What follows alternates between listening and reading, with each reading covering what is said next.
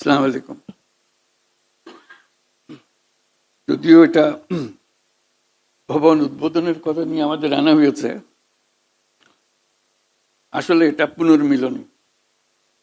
বহুদিনের পুরানা লোকজনের সঙ্গে দেখা করা, বিশেষ করে এদিকে যারা আছে, যাদের সঙ্গে বহু বছর ধরে কাজ করেছি একসঙ্গে। আজকে একসঙ্গে তাদেরকে সবাইকে পাওয়া গেল পিকেএসএফকে উপলক্ষ করে। কাজেই সেই পুনর্মিলনী হিসেবেই আমরা এটা দেখব এবং আমরা এই ভবনের উত্তরোত্তর সাফল্য কামনা করব এই উপলক্ষে, যাতে যে পথে পিকেএসএফ রওনা হয়েছে তার পথে একটা বড় রকমের অবদান রাখতে পারে, আরো আরো রাখতে পারে ভবিষ্যতে এই ভবনকে কেন্দ্র করে। এর মধ্যে যে খুঁটি হয়ে বসে আছে ফজল কাদের, সে আর পিকেএসএফ একসঙ্গে হয়ে গেছে। এটার কত বছর হইল তোমার? 35 বছর মাত্র। এটি একেবারে গোড়ার থেকে দেখছি তোমাকে আছো এখানে। পিকেএসএফ আসলে হওয়ার কথা ছিল না, এরকম একটা প্রতিষ্ঠানের কোনো কারণ ছিল না। ঘটনাচক্রে এটা হয়েছে। ঘটনাচক্রে হয়েছে এইভাবে যে বিশ্বব্যাংক কিছু টাকা দিতে চায় বাংলাদেশকে, তারা এটা প্রজেক্ট বানিয়ে টাকাটার কথা উল্লেখ করে সরকারকে চিঠি লেখে। সরকারের পক্ষ থেকে আমাকে যোগাযোগ করা হলো, এটা কি করব আমরা, এটা কি হবে, কিরকম মনে হইতেছে। আমি পরে টরে জবাব দিলাম যে এটা টাকার দরকার নাই, এটা বাদ দিয়ে দেন, ফেরত দিয়ে দেন টাকাটা। এটা অনর্থক যেভাবে বলছে, এটা নষ্ট হবে, যে খেয়ে ফেলবে এই টাকা। যেভাবে বানানো হয়েছে খেয়ে ফেলার জন্য বানানো। কিছুদিন চুপচাপ গেল, ওরা বিশ্বব্যাংক পেছনে লেগে রইল। যেতে যেতে একবার প্রেসিডেন্ট পর্যন্ত গেল বিশ্বব্যাংক, যে আমাদের ওই টাকার একটা, ওই প্রজেক্টের একটা বিহিত করেন।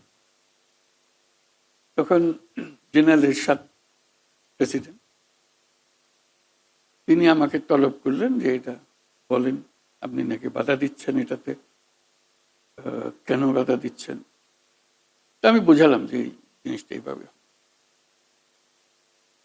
বলে যে টাকাটা দিচ্ছে যখন, এটা রাখার কোনো ব্যবস্থা করা যায় কিনা। ওই যে নিশ্চয়ই সৎ কাজে এটা ব্যবহার করা যাবে বলে একটা বুদ্ধি বার করে আমাকে বলেন। আমি বললাম ঠিক আছে, আমি একটু চিন্তা করে বলবো। তা আমি পরে 2 পৃষ্ঠায় লিখে দিলাম যে এটা এইভাবে করা যেতে পারে, এটা ফান্ড হইতে পারে, যেটার জন্য তখন মাইক্রো ক্রেডিটের টাকার অভাব, ছোট ছোট এনজিওরা টাকা পাওয়া যায় না কোথার থেকে। তাহলে যে এই এনজিওদের এই টাকাটা এখান থেকে দেওয়া যাবে, তারা এখান থেকে ধার করে নিয়ে যাবে, শোধ করে দেবে, কাজের ফান্ডটা থেকে যাবে। এই ছিল সিম্পল একটা আইডিয়া। টাকার পরিমাণও খুব কম, কত 20 কোটি না কত বললো, 24 কোটি টাকা। এই 24 কোটি টাকার জন্য এত কথা হইতেছে। আমি প্রথম বারবার বলতে ফেরত দিয়ে দেন, এই খামোকা ইটস নট ওয়ার্থ ইট, তারা যেগুলো করছে। তখন বোধহয় জেনারেল মুনিম অর্থমন্ত্রী ছিলেন, ওনাকে সভাপতি করে আমাকে মেম্বার করে আরো 2-4 জন নিয়ে 7 জনের একটা কমিটি করে দিল, বলে আপনারা এটা সুপারিশ করে দেন, আমরা এটা ফলো আপ করি। তো জেনারেল মুনিমকে বুঝালাম জিনিসটা, উনি বললেন আপনি যেভাবে বলেন আমাদের কোনো অসুবিধা নেই। তা আমি আবার এটা ফাইনাল করে দিলাম, এইভাবে এভাবে হবে, এটা একটা নাম দরকার। তখন এটা নাম আমি প্রস্তাব করলাম কর্মসহায়ক ফাউন্ডেশন। আমার কলিগ একজন ছিলেন সালমা খান, তখন উনি প্ল্যানিং কমিশনে কাজ করতেন, তিনিও মেম্বার ছিলেন, তাকেও রেখেছিলাম এই কমিটি। উনি দেওয়ার সময় উনি বলেন যে পল্লীটা লাগাই দেন। আমি বলছি কেন, সবার জন্য হোক। বলে সবার জন্য হলে শহরের লোকজন খেয়ে ফেলবে সব, আপনি পল্লীটা লাগাই দেন। আমি বলছি ঠিক আছে, পল্লী কর্মসহায়ক। ওইভাবে পল্লীটাও আসলো, পল্লী কর্মসহায়ক ফাউন্ডেশন হলো। ওইভাবে জব, সেখান থেকে প্রতিষ্ঠা, আমাকে বোর্ডে থাকতে হবে, এটা বোঝাতে হবে কিভাবে করতে হবে, আইন কানুন ইত্যাদি। তো সেই থেকে যে বোর্ডে থাকলাম, এটা ক্রমান্বয়ে বাড়ছে এবং আমারও ভালো লাগছে যে সবাই, তারা যারা এটা বড় করতে চাচ্ছে, এনজিওদের টাকার অভাবের যে সমস্যাটা ছিল সেই সমস্যাটা মিটে গেল। ক্রমেই এটা বড় হলো, এটার প্রচার হলো, আমরা এটা প্রচার করলাম। বিদেশে যখন লোকজন আসে টাকার অভাবের কথা বলে, আমরা যে এরকম পিকেএসএফ এর মতো তোমরা একটা করো, তাতে অনেক জায়গাতে পিকেএসএফ এর মতো এরকম প্রতিষ্ঠান করেছে তারা, যাতে করে তাদেরও একই সমস্যা। এই এনজিওরা টাকা দিতে চায়, মাইক্রো ক্রেডিট করতে চায়, কিন্তু ফান্ড পায় না তার থেকে। ডোনাররা এই ধরনের ফান্ড দিচ্ছিল না তখন। তো কাজেই এইটা একটা সুরাহা হিসেবে পাওয়া গেছে। এটার থেকে আমরা যখন এক পর্যায়ে আসলো, এটা দিন গড়ালো, ব্যাংকরা টাকা দিতে আরম্ভ করলো। তখন এই ব্যাংক আর পিকেএসএফ এর মধ্যে একটা সমস্যা দাঁড়ালো। লোকজন ব্যাংকের দিকে চলে গেল, এনজিওরা। পিকেএসএফ এরটা একটু পিছিয়ে গেল, যে ওদের আকর্ষণ কমে গেল। এইভাবে ব্যাংকের উপরে নির্ভরশীল হলো। এটার থেকে সমাধান কি আছে, ব্যাংকের থেকে ব্যাংকেরটা ভালো নাকি পিকেএসএফ এরটা ভালো, কোন দিকে যাবে, সে প্রশ্ন উঠল। ইতিমধ্যে আমি আরেকটা প্রশ্ন তুললাম, সেটা হলো যে এনজিওদের দিচ্ছে টাকা, তাদের মাইক্রো ক্রেডিটের জন্য ফান্ড হবে, সেটা দেবে। আমি যেটা চাচ্ছিলাম সেটা হলো এন্টারপ্রেনিয়ারশিপ, যে ফান্ড দেওয়া, যাতে করে ইন্ডিভিজুয়াল মেয়ে বা ছেলে তারা তাদের একটা নিজেদের প্রতিষ্ঠা করতে পারে, টাকা দিয়ে নিজেদের ব্যবসা প্রতিষ্ঠা করতে পারে, এন্টারপ্রেনিয়ারশিপটা ডেভেলপ করতে পারে।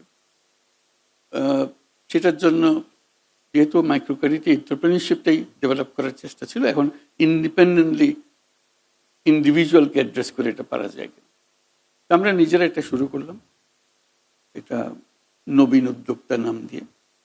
একটু ভঙ্গিটা পরিবর্তন করে দিলাম। আগে একরকম ছিল যে আমরা যেভাবে ইনভেস্ট করছিলাম, এখন হলো যে প্রতিটি ইয়াং ছেলে বা মেয়ে তার একটা ব্যবসার আইডিয়া নিয়ে আসবে, আমরা সেই ব্যবসার পার্টনার হব।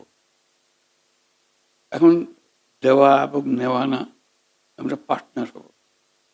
তার যত টাকাই লাগে, 5 লাখ টাকা লাগে, 50 লাখ টাকা লাগে, আমরা দেব। কিন্তু যেই পরিমাণ টাকা আমরা দেব, তার ব্যবসার সেই পরিমাণ ওনারশিপ আমাদের কাছে থাকবে। এটা আমরা শুরু করলাম। আস্তে আস্তে একটু সম্প্রসারিত হতে আরম্ভ করলো। বিষয়টা হলো যে যতই সম্প্রসারণ করেন, তুমি যদি লাভ করতে পারো, সেই লাভের টাকা দিয়ে যেই শেয়ার আমার কাছে রয়ে গেছে সে শেয়ার কিনতে আরম্ভ করো। তোমার প্রথমে 5% শেয়ার ছিল, আস্তে আস্তে 6% শেয়ার করো, 10% শেয়ার করো। ক্রমে এক জায়গায় গিয়ে তুমি যদি পারো 100% শেয়ার নিয়ে যাও, আমরা আমাদের শেয়ার রাখতে চাই না। তো সেই ভঙ্গিতে যাচ্ছি। এখন এটা একটা সমস্যা দাঁড়ালো। এমআরএ একটা সমস্যা। এমআরএও আমাদেরকে স্বীকার করছে না, কারণ আমরা মাইক্রো ক্রেডিট নই। ওদের কাজ হলো এমআরএর কাজ হলো আপনার তো মাইক্রো ক্রেডিট না, আপনার তো ইনভেস্টমেন্ট। আমরা কোথায় যাব, কার কাছে যাব, এটা নিয়ে বহুদিন ধরে চলি। শেষে এমআরএকে রাজি করানো গেছে, কোনো রকমে রাজি হয়েছে যে তাকে আমাদেরকে স্বীকৃতি দেবে, না হলে আমাদের যাওয়ার জায়গা নেই। আমি এত কথা বলছি এই জন্য, এই পিকেএসএফ এর এতদিনের যাত্রা যা হলো, যা তার অর্জন, বিরাট অবদান, এখন দ্বিতীয় ভবন যখন হয়েছে, আরেকটা পর্যায়ে যাওয়া দরকার। এই জায়গাটাতে এই কথাটাও চিন্তা করা যায় যে আমরা এখন বিনিয়োগ করব।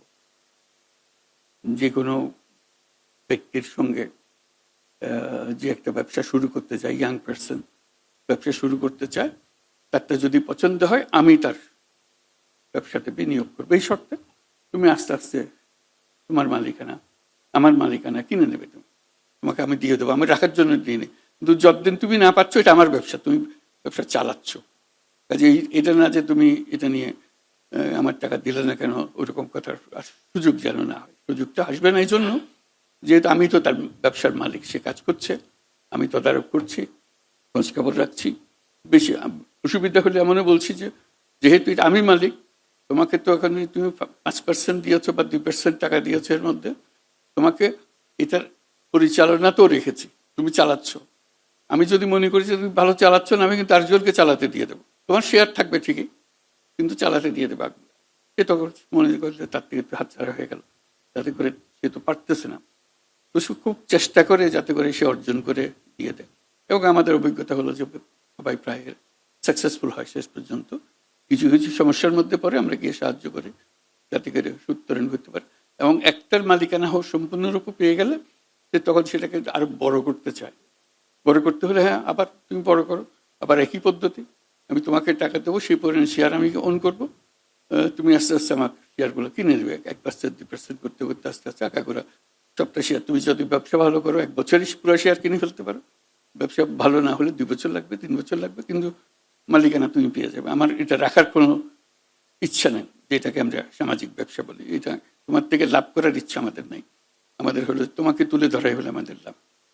আমি এটা বললাম এই জন্য যে এই এই এখন বিকেএসএফ আগের কাঠামো নিশ্চয় পরিবর্তন করেছে, অনেক নিয়ম কানুনের মধ্যে পরিবর্তন হয়েছে ইতিমধ্যে।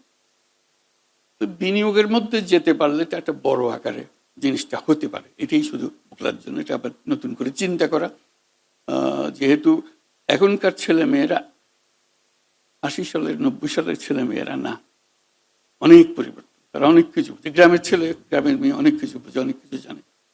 কাজে সেই পর্যায়ে যদি আমরা যেতে পারি তাহলে ইট ক্যান ডু মিরাকল।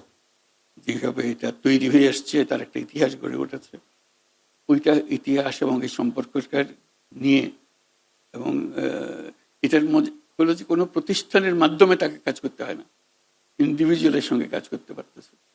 তো যদি প্রতিষ্ঠানের মাধ্যমে করতে চায় তাও করতে পারে। যে প্রতিষ্ঠান বলে যে আমাকেও এই টাকার দেন, আমিও শরিকদার হই, আমি এটা ম্যানেজ করব আমার এলাকার থেকে, আপনার পুরো ব্যবস্থা যেভাবে আছে সেভাবেই থাকবে, আমরা এইভাবে অগ্রসর হতে পারবো, সেটাও হতে পারে। পরীক্ষামূলকভাবে করে দেখা যেতে পারে কোনটা ভালো কোনটা। কিন্তু কিছু নমুনা আমরা যে করতেছি, কিছু নমুনা অনেক অগ্রসর হয়েছি, কয়েক লক্ষ এরকম বিনিয়োগকারী হয়েছে, উদ্যোক্তা হয়েছে, ছেলে মেয়ে সবাই মিলে। কাজে এইটাকে গ্রহণ করে এটাকে সম্প্রসারণ করা যায় কিনা, আর আইন কানুনের মধ্যে যে সমস্ত দূরত্ব সৃষ্টি হয়েছে ইতিমধ্যে সেগুলো সংশোধন করা যায় কিনা। যেহেতু 80 সালের কি চিন্তা করে তখন যে আইন হয়েছে, সে আইনের মধ্যে কোনো তফাৎ এখন বর্তমান পরিস্থিতির কারণে এটা ভিন্ন করা যায় কিনা, সেগুলো পরীক্ষা করে দেখা। বিশেষ করে বিকেএসএফ এর নিজস্ব আইন যেটা আছে এটাকে আরো সম্প্রসারণ করা যায় কিনা, নানা দিকে তার কর্মসূচি বাড়িয়ে নেওয়ার জন্য। শুরুতে আমি বলেছিলাম যখন বিকেএসএফ শুরু হয়, এই যে চিঠিপত্রগুলো আদান প্রদান হয়েছিল সেই সময়ে, খুব ইন্টারেস্টিং চিঠিপত্র। যে আমি বললাম যে এগুলো একত্র করে আপনারা রেখে দেন, ইতিহাস হিসেবে থাকবে, আছে কিনা জানি না, আছে। যাক, আমার কাছে খুব ইন্টারেস্টিং মনে হয়েছিল যে এই যে এক্সচেঞ্জ হচ্ছে, আমি কথাবার্তা বলছি যে এটা এইভাবে হবে না, এইভাবে করতে হবে। আমি বললাম যে এগুলো মূল্যবান জিনিস, কি পরিপ্রেক্ষিতে এই আলোচনা হচ্ছে, তার ফলে কি দাঁড়ালো, এটা একটা ইতিহাসের অংশ, যে কেন হয়, কিভাবে হয়, আপত্তিটা কি ছিল, এটা ভ্যালিড আপত্তি ছিল কিনা, যে পথে আমরা গেলাম সেটা সঠিক পথ কিনা। অনেক জিনিস এক্সচেঞ্জ হয়েছে, সরকারও এক্সচেঞ্জ করেছে, প্ল্যানিং কমিশনও এক্সচেঞ্জ করেছে, ডোনারও এক্সচেঞ্জ করেছে, সব মিলিয়ে ওই 20 কোটি টাকাকে কেন্দ্র করে পুরো ঘটনাটা ঘটেছে। 20 কোটি টাকাটা বিশ্বব্যাংকের 20 কোটি টাকাটা রাখার চেষ্টা, তো সেটাকে ওই 20 কোটি টাকাটা উপলক্ষ না হলে বিকেএসএফ এর জন্ম হয়তো এইভাবে হতো না, অন্য কোনোভাবে কোনোদিন হতে পারে, কিন্তু এইভাবে আর হতো না, ওই ধাক্কাটাও আসতো না। আর এর পেছনে লেগে গেল স্বয়ং প্রেসিডেন্ট নিজে।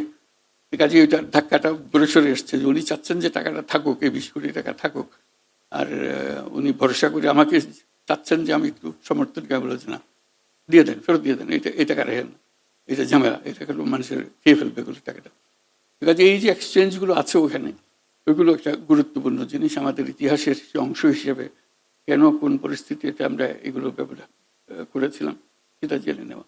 আমাদের যাওয়ার পথ দীর্ঘ, কিন্তু আমাদের প্রস্তুতির পর্ব খুব শক্ত। বাংলাদেশের যে প্রস্তুতি দারিদ্র নিরসনের অন্য কোনো দেশে এরকম হয়েছে বলে মনে হয় না। একেবারে গোড়াতে গিয়ে যে মানুষের সঙ্গে কাজ করা, সেটার যথেষ্ট কাজ হয়েছে, বিভিন্ন সবাই মিলে কাজ করেছে। কাজে ওই যে স্টেজে এসছি এখন একেবারে বড় আকারে চলে যাওয়ার সময় এসছে, এটা পারা যাবে।